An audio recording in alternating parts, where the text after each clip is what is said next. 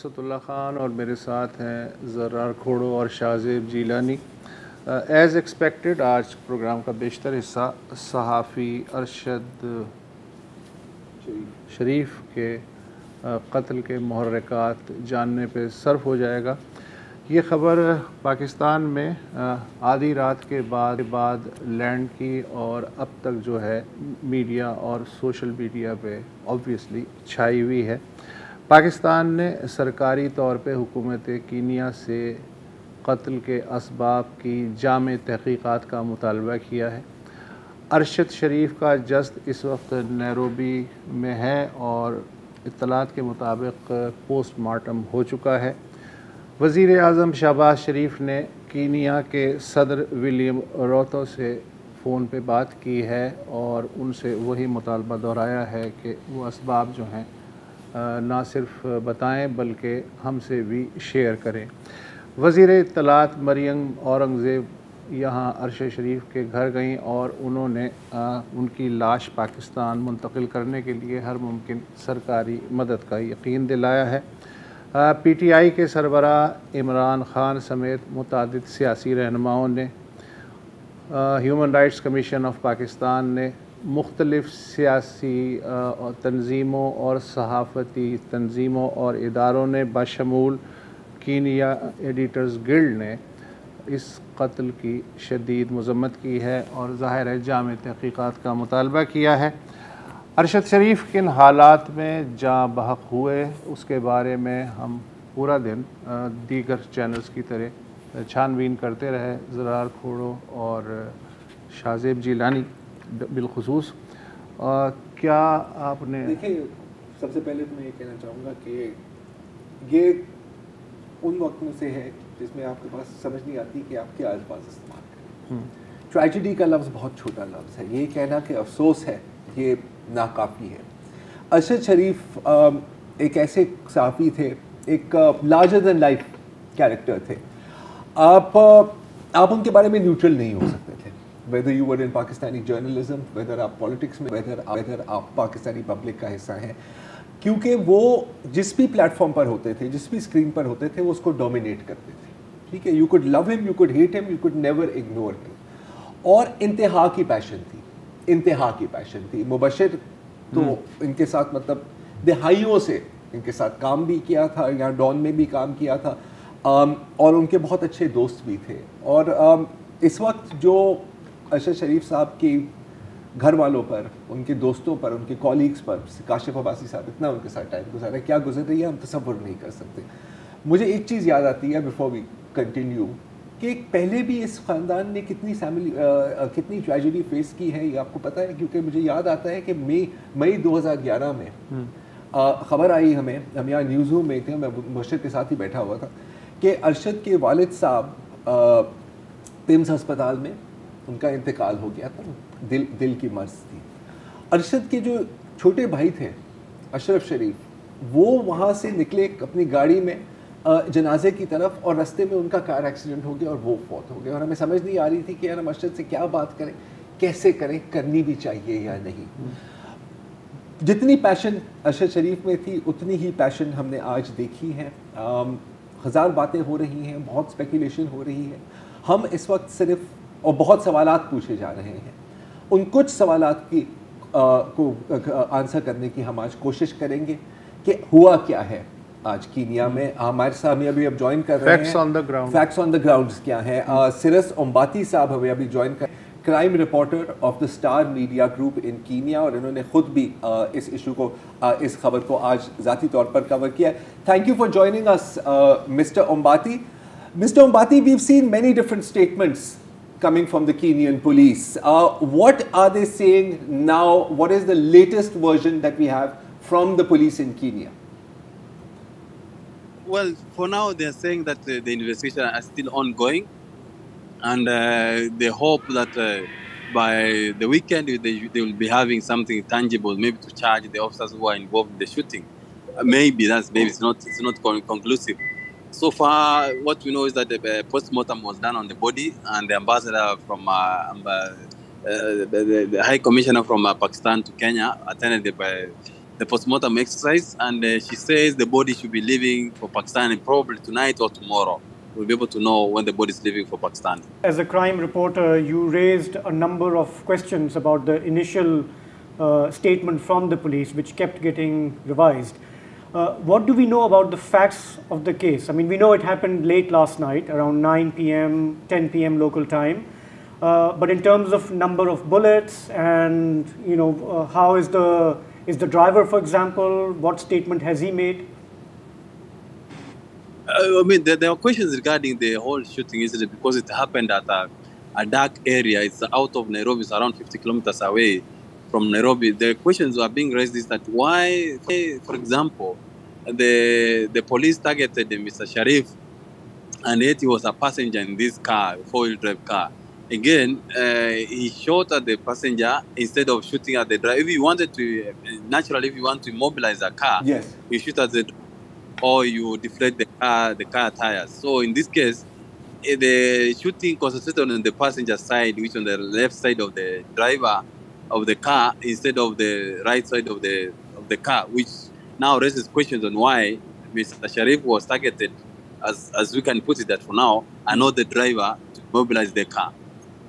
Okay, and the driver, we're hearing a lot of different things about the driver. Can you tell us if the driver has made a statement to the police? Is the driver also injured? Because like you said, it seems as if all the firing has been directed towards Mr. Sharif. Fortunately, imagine the driver was not hurt because he was able to drive away the car for almost 2 kilometers away. And then he sought help from a local Pakistan national who stays around there. And they tried to administer first aid on Mr. Sharif, but it was too late. He had bled, and he died actually at the entrance of the man's home. So that's the time police arrived at the scene, and then they realized they had killed Mr. Sharif. And they helped to take the body to the mortuary where it lay until this morning when the postmortem was done. Mm-hmm. Now, Siris, I'm trying to find out, can you give us an idea of what this place is like? We know that this killing took place at night. Is there usually police presence in that area? The police are also saying that they were looking for a stolen car, something about a kidnapping and so on and so forth. What is this a crime-ridden area generally? What kind of, what does this area look like at that time? Such shootings are, you can say they are quite common here in Kenya. You can say whenever there's a breach of a roadblock, you find the police chasing, shooting people. At times they become fatal, some injured. In this case, there were reports that some motorists had been hijacked from the Nairobi CBD, and the car involved was seen near the place where Mr. Sharif was shot.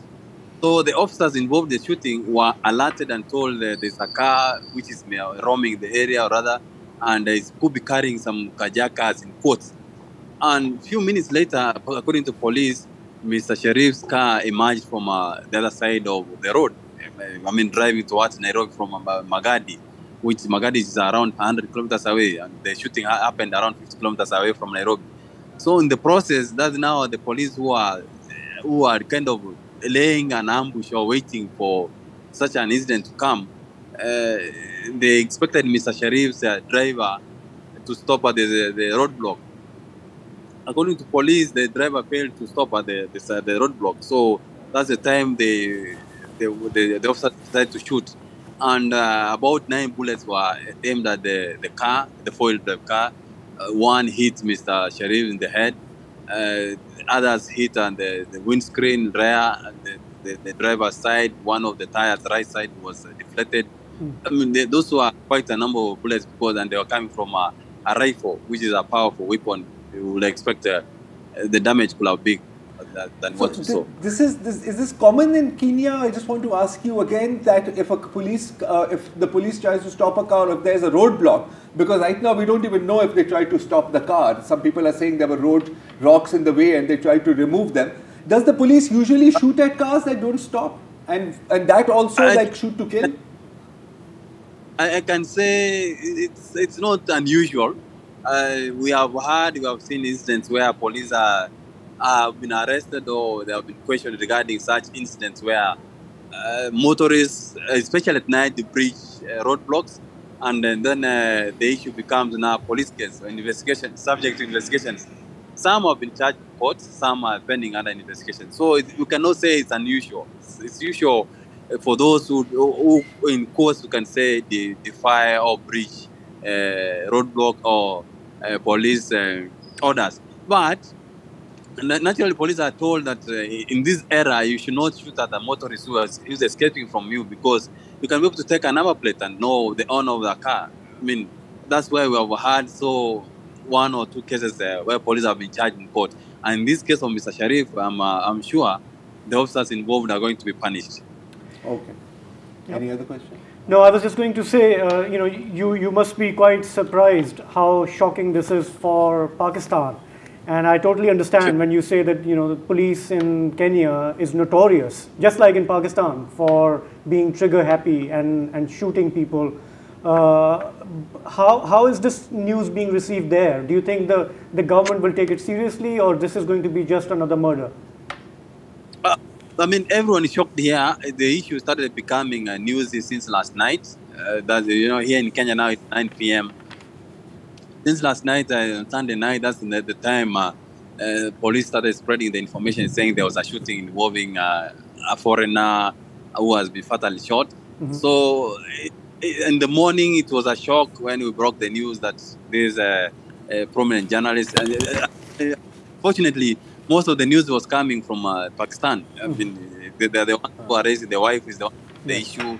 And when we made a follow-up, we realized the guy was a prominent. Didn't know about him. Okay. Yeah. Just one last question, Cyrus.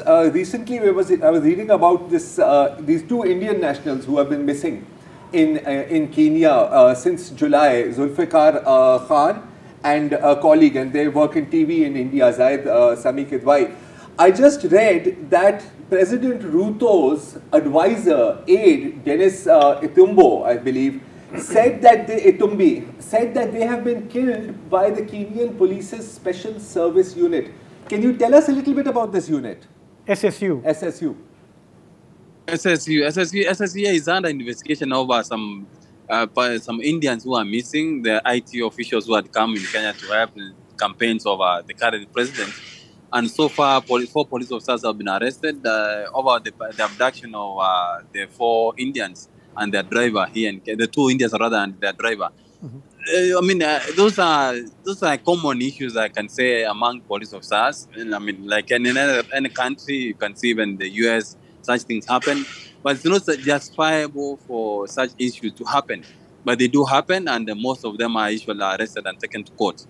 Okay, thank you very much. Cyrus Ombati, thank you very much for joining. जब ये खबर सामने आई तो नज़र आम पे आई तो Kenyan police की जानिब से एक स्टेटमेंट आई और यहाँ पाकिस्तान में बैठे हुए इस तरह की, मैं जब इसको पढ़ा तो लगा कि इस तरह की बहुत स्टेटमेंट्स पड़ी हैं। ये पहले वो कुछ कह रहे हैं, ठीक है, फिर रिएक्शन आता है तो आप देखते हैं कि उनकी स्टेटमेंट बदलती जाती है। ये कहाँ एंड अप करेगा हम नहीं कह सकते।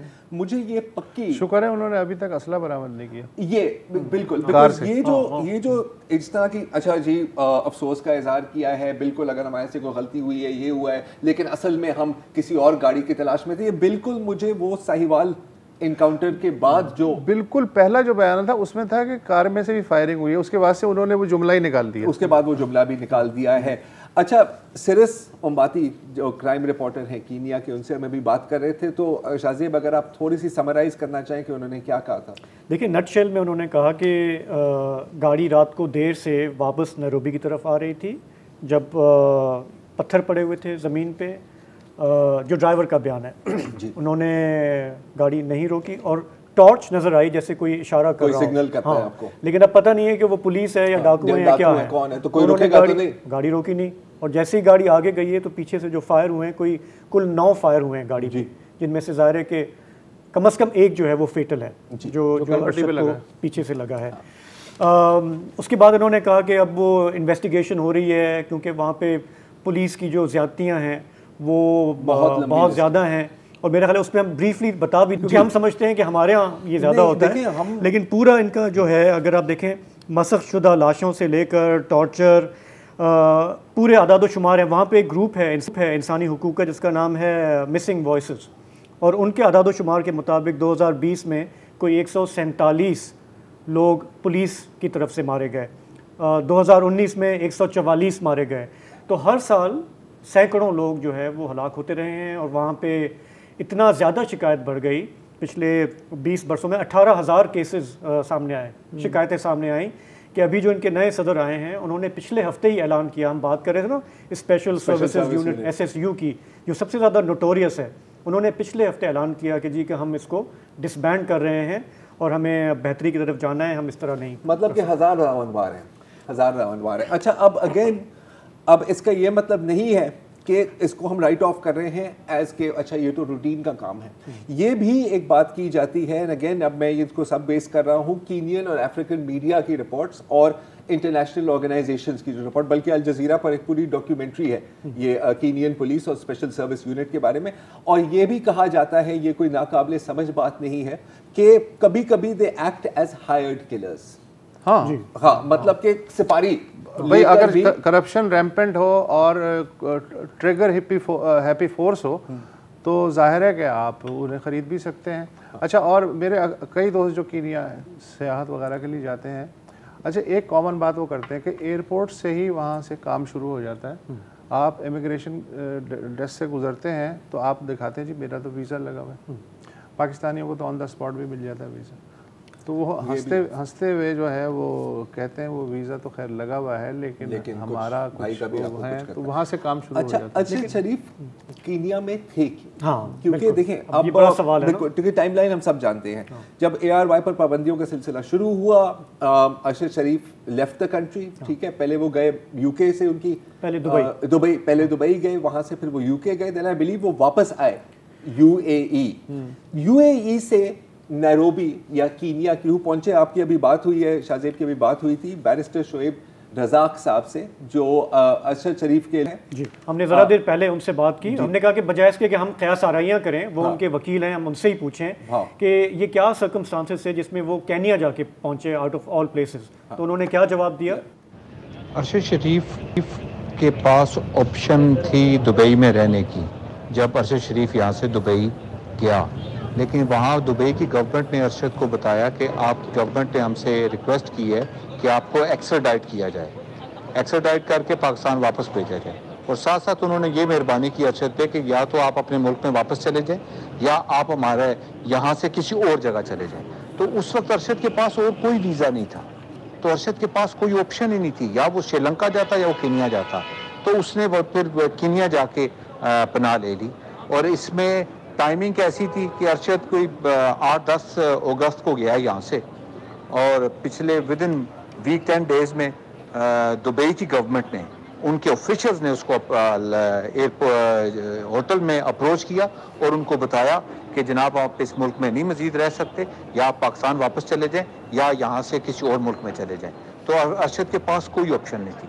जहाँ तक ताल्लुक है उसके साथ जो 2 लोग थे, मैं अरशद को 25 साल से जानता हूँ, अरशद का कोई भाई नहीं था। अरशद मेरे सारे दोस्तों को जानता है, मैं उसके सारे दोस्तों को जानता हूँ। अरशद का एक भाई था मेजर, जो डॉक्टर साहब शहीद हो गए थे जिस दिन उसके वालिद साहब की डेथ हुई थी। तो अरशद का ना वो भाई है, दूसरा किसी बंदे का क्या वो बता रहे हैं, I am not aware of anything. Normally मुझे उसके दोस्तों का पता होता है, तो नहीं है। जहाँ तक ताल्लुक है हमारा कि हम क्या कर रहे हैं, हम ये कर रहे हैं कि हमने अदालत को कहा है कि जी आपने इसमें एक कम्प्रिहेंसिव और वेरी स्ट्रॉन्ग जुडिशल कमीशन बनाना है जिसने पूरे मैटर को प्रोब करना है। पूरे मैटर को प्रोब किस तरह करेंगे? आपने उन हालात का भी तो जायज़ा लेना है ना, जिन हालात को मद्देनज़र रख के अरशद शरीफ ने अपना मुल्क छोड़ा, रातों रात अपना मुल्क छोड़ा, और वो मुहर्रिकात क्या थे। तो हम जुडिशल कमीशन में ये सारी चीज़ें सामने रखना चाहते हैं ताकि हमें समझ आ सके। बाकी तो हमारी दूसरी ये थी कि अरशद शरीफ की मैयत को उसकी वालदा की ख्वाहिश थी, उसकी वालदा रिक्वेस्ट कर रही थी सुबह 4 बजे कि मेरे बेटे को जल्द अज जल्द मेरे पास लाओ ताकि मैं उसकी तदफीन कर सकूँ। अच्छा, नैरोबी क्यों गए? इन्होंने मतलब थोड़ा सा इसकी तरफ इशारा किया था, लेकिन पहले भी मतीउल्लाह जान की बैरिस्टर साहब की बात हुई थी और हमारी भी ऑन फ़ोन बात हुई थी, और वो इसलिए कि नैरोबी उन ममालिक में से है जिसमें आपको ऑन अराइवल वीज़ा मिल सकता है एज अ पाकिस्तानी। मेरे ख्याल श्रीलंका और तकरीबन 10 ममालिक हैं आज भी। नेपाल भी था। तो उन्होंने कहा था कि क्योंकि यूएई अकॉर्डिंग टू बैरिस्टर साहब, यूएई के गवर्नर ने उसको वार्न किया था कि जी आपको यहाँ से निकलना होगा, आप पाकिस्तान जाएं या कहीं और जाएं, तो ये नैरोबी आ गए।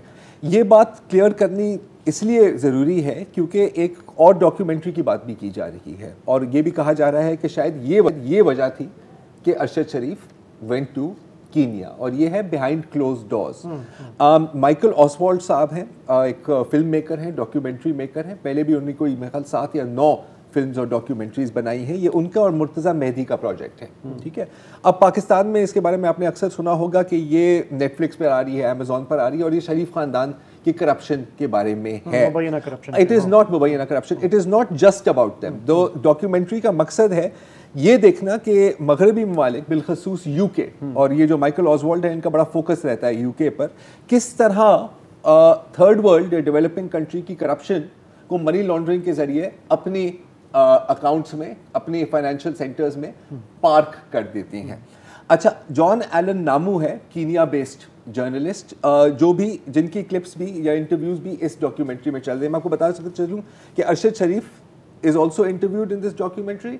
इमरान खान साहब, फवाद चौधरी साहब और मिर्जा शहजाद अकबर भी इस डॉक्यूमेंट्री का, पीटीआई के काफी लोग हैं to talk about the Sharif families alleged corruption. John Allan Namu जो कीनिया के जर्नलिस्ट हैं, आज पूरे दिन में उनकी टाइमलाइन सभी हम देख रहे थे, वो पूरे दिन उन्होंने सिर्फ पाकिस्तानियों का जवाब दिया है और उससे सवाल ये पूछे जा रहे थे कि जी आप बताएं कि क्या हुआ है यहाँ पे, क्या आपके साथ जो कोऑर्डिनेशन चल रही थी या कोऑपरेशन चल रही थी, क्या ये वजह है तो कत्ल करने की। तो जॉन एलन नामू ने जो अपने ट्विटर पर कहा है वो सिर्फ इतना कहा है कि जी मैं इस डॉक्यूमेंट्री में मैं शामिल हुआ हूँ, मेरे क्लिप्स इसमें चले हुए हैं, लेकिन मैंने अरशद शरीफ को ना मैं मिला हूँ ना मैंने उनके साथ काम किया है।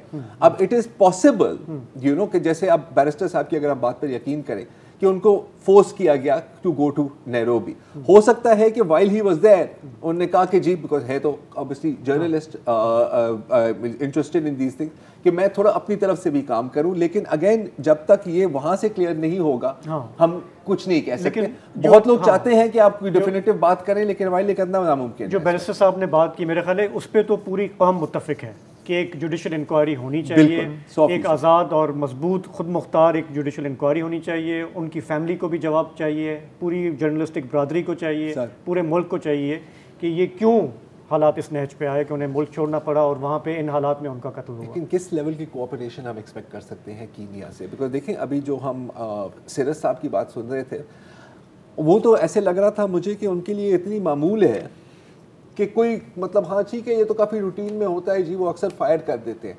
अच्छा देखें, लेकिन इसमें एक और सवाल आता है और एक मैं इजाफा कर दूं कि जब आप बात कर रहे थे ना कि सिरस ने क्या क्या कहा है, वो भी इस बात से परेशान है, उनको ये बात समझ नहीं आ रही। उसने कहा कि जी अगर गाड़ी रोकनी थी, और ये अक्सर ये हमने बात ऑफ एयर भी आज हमने पूरे दिन की है कि अगर आपने गाड़ी रोकनी थी तो आपने डायरेक्ट फायर क्यों किया है पैसेंजर साइड विंडो पर?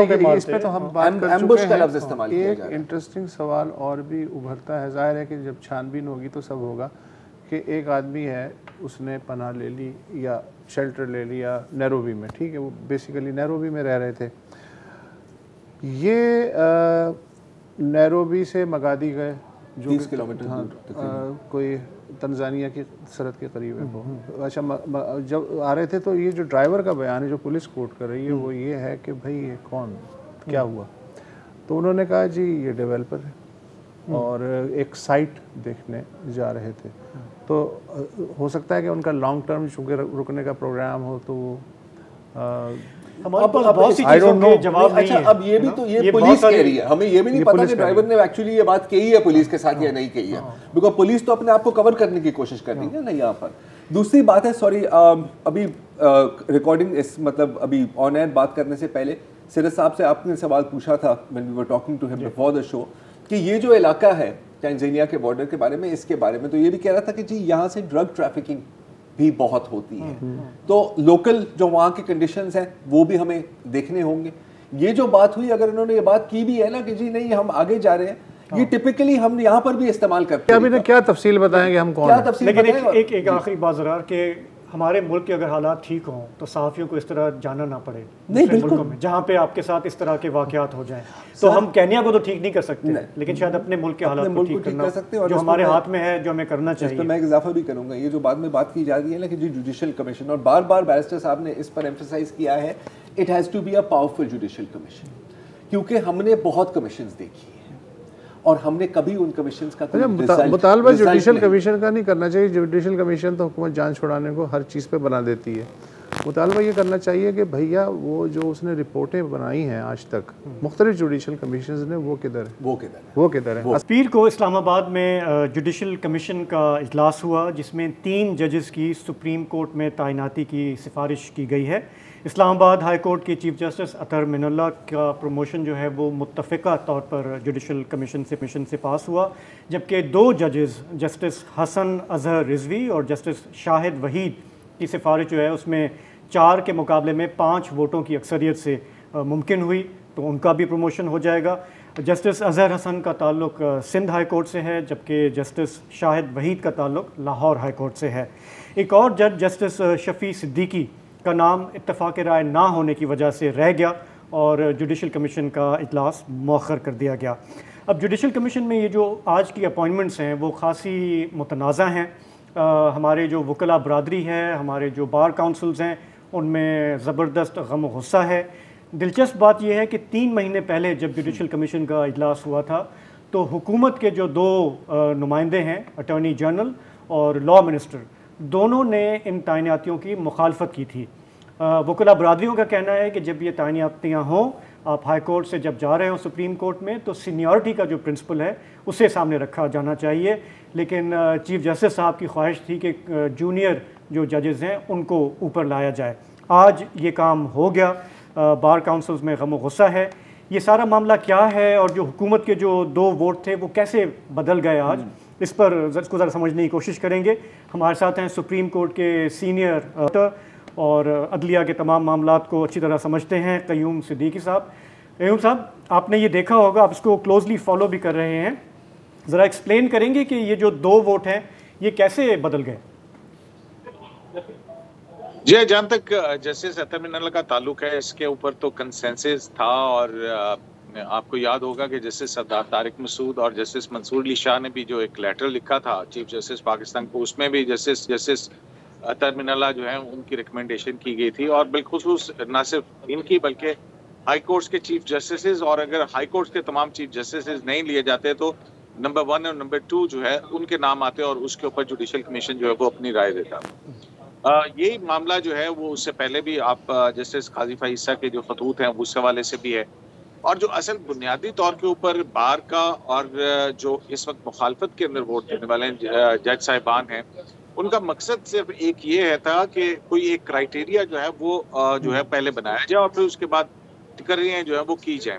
तो वो कोई क्राइटेरिया जो है वो अभी तक नहीं बन सका है। पिछली जो मीटिंग थी जिसको नई मीटिंग का कंटिन्यूएशन कहा गया, उसके ऊपर भी जस्टिस काजी फाइसा ने एतराज किया था कि ये किस तरह से कंटिन्यूएशन हो सकती है जबकि पिछली मीटिंग के अंदर नाम जो है वो रिजेक्ट किए जा चुके थे। अब जो है वो जाहिर है कि जो शिफ्ट है वो हमें 2 तरफ से नजर आता है। एक तरफ हुकूमत की तरफ से, क्योंकि हुकूमत ने जो है वो पिछली मीटिंग के अंदर जो है वो बाकायदा तौर पे इस तरफ की तायद की थी कि कोई क्राइटेरिया हो और उसके बाद सीनियरिटी के प्रिंसिपल को मद्देनजर रखते हुए फिर उसके बाद जो है वो तैनातियां हों। गो के जो लॉ मिनिस्टर थे उन्होंने भी जस्टिस अतर मिनल्ला का नाम जो है वो प्रपोज किया था। तो इस मीटिंग के अंदर कुछ जो नाम थे वो निकाल के और जैसे अच्छा ये बताइए आज यू टर्न क्यों लिया हुकूमत ने, वो बताइए जी। आज हुकूमत ने यू टर्न क्यों ले लिया? देखिए इस मुश्किल सवाल है। अटॉर्नी जनरल फॉर पाकिस्तान जो है हमारे ज़राए के मुताबिक उनका ये मौक़िफ़ था जुडिशल कमीशन की मीटिंग के अंदर कि पिछली मीटिंग के अंदर भी उन्होंने डेफर किया था मामला। लेकिन ये हैरत की बात है कि उनका जो लेटर आया था उसके अंदर वो जस्टिस तारिक मसूद जो है वो उनके जो राय थी उसको सपोर्ट कर रहे थे। इस वजह से जो है वो रिजेक्शन की तरफ आया था। तो अब जो है अगर हम देखें तो इसमें अगर हुकूमत की तरफ से यू टर्न आया है तो ये यू टर्न की वजह क्या हो सकती है, ये जाहिर है कि एक बहुत बड़ा सवाल है। और इसमें जो है वो पसे पर्दा जो बातचीत हो रही है, वो कहते हैं कि कहीं ना कहीं से कोई ना कोई दबाव था जिसकी वजह से हुकूमत को सरेंडर करना पड़ा। लेकिन हुकूमत जो है वो, अगर आप देखें तो बहुत सारे अहम मुकदमात जो हैं वो इस वक्त सुप्रीम कोर्ट ऑफ पाकिस्तान के अंदर जेर समाअत हैं हुकूमत के हवाले से। तो हुकूमत ने एक हद तक तो अपना जो है वो दिखाया, लेकिन उसके बाद ये क्या हुआ, अगर ऐसा हुआ है कि जिसके ऊपर मुबैना तौर पर कहा जा रहा है कि शायद कुछ ले दे हुई है, तो ले दे होने का के हवाले से तो फिर बहुत सारे और बहुत बड़े बड़े सवाल जो हैं वो उठना शुरू हो जाते हैं।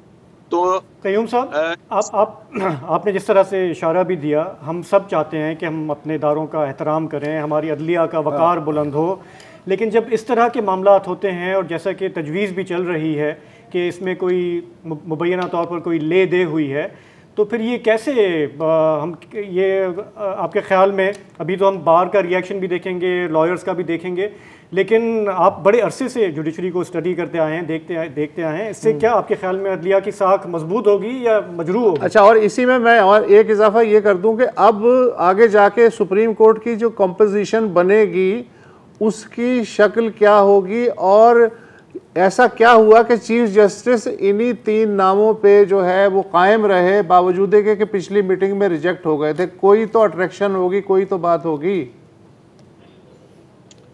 देखें, इस हवाले से अगर जो हम पिछली जो जुडिशल कमीशन की मीटिंग थी उसमें जाहिर है कि चीफ जस्टिस ऑफ पाकिस्तान जो एतराज़ होता रहा है वो यही होता रहा है कि नॉमिनेशन का इख्तियार सिर्फ चीफ जस्टिस ऑफ पाकिस्तान के पास नहीं होना चाहिए, ये जुडिशल कमीशन के तमाम मेंबरान के पास होना चाहिए। अब आप देखते हैं कि एक मिक्स मैच लगता है उसके अंदर के जो नाम चीफ जस्टिस के हद तक और जस्टिस अतर मिनल्ला की हद तक थे, उस पर तो जो है वो उनका नया नाम है, लेकिन जो बाकी नाम थे 3 नामों में जो है वो उस पे 4-5 की आती है, और उसमें अगर एक वोट इधर उधर होता तो जो है वो मामला कुछ और तरफ जा सकते थे।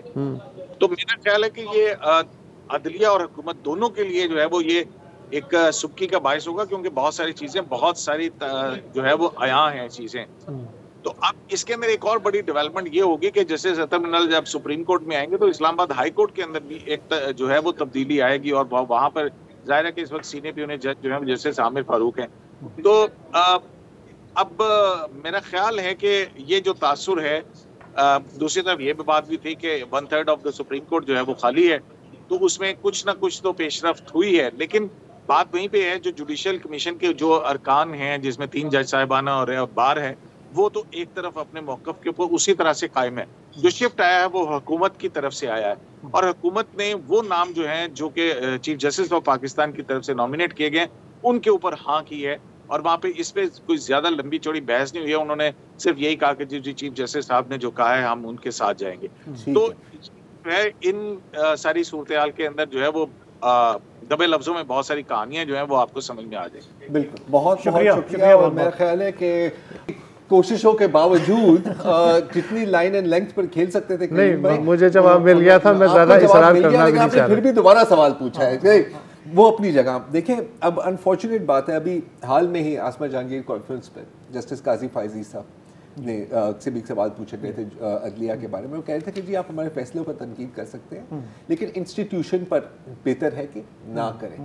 अनफॉर्चुनेटली हमने देखा है कि इंडिविजुअल्स का बहुत बड़ा एक इम्पैक्ट रहा है हमारी जुडिशरी पे और जुडिशरी के फैसलों और दीगर इदारों पर भी, क्योंकि अभी हम अदलिया की बात कर रहे हैं तो हम इस पर ही रहते हैं। और ये जो मुझे मूव लग रही है अब पीछे से, जहाँ से भी प्रेशर आया है, क्यों प्रेशर आया है, हमें पता है कि पाकिस्तान के आधे से ज़्यादा जो सियासी फैसले होते हैं वो कहाँ होते हैं? वो पार्लियामान में नहीं होते, वो या तो कहीं और होते हैं या तो फिर कोर्ट रूम में होते हैं। लेकिन जो भी निगोशिएशन हुई है ना, ये अब क्लियर हो जाएगा आगे, अगर जो केसेस अगर आ रहे हैं वो पता लग जाएगा कि ये जो अगर देखो रियासत, इस सवाल का जवाब आपको उन फैसलों में मिल जाएगा। रियासत फ्लेक्सिबिलिटी के जरिए चलती है यार, ऐसा नहीं होता कि तनाव हो इदारों में। तो ये तो एक लिहाज से अच्छी खबर है कि एक पेज पे आए हैं हुकूमत और चीफ जस्टिस। आप चाह रहे हैं कि पॉजिटिव नोट पर, तो मैं इससे ज़्यादा पॉजिटिव नोट क्या होगा कि अदलिया को 3 नए जज मिल गए, इंशाल्लाह और भी मिलेंगे। खुदा हाफिज़।